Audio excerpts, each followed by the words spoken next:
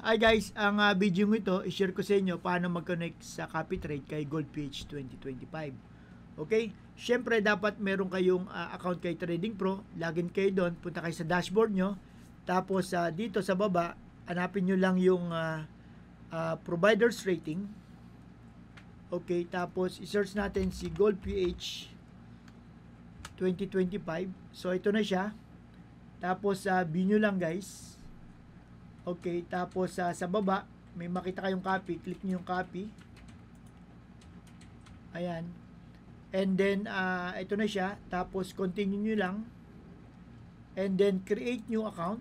Continue. Tapos, select copy rookie, follower.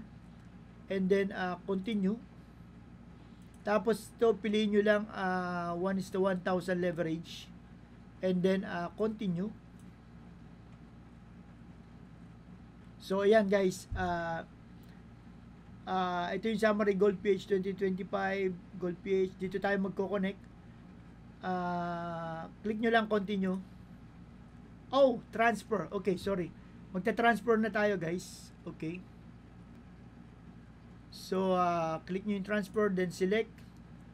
Mula dito, transfer or kung nakapag-deposit na po kayo. So, daling ko rito kay ito guys, copy rookie, ito yung kinrate natin. Okay. And then click continue. Tapos internal transfer 145 24.80. So, ito yung balance 145 24.80.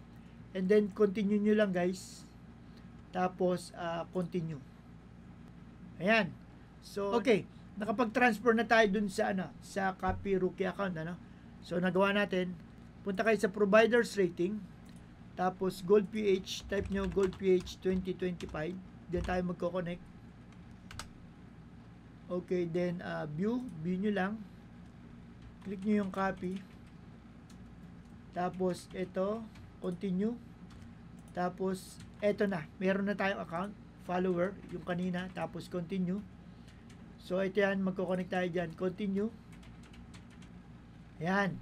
So, ayan. Ang sabi, inactive pa siya. Ang gagawin nyo, click nyo yung activate. Ayan. Pag nakita nyo to guys, ibig sabihin, connected na kayo kay GoldPH 2025. Alright. So, yun lang guys. Maraming po salamat.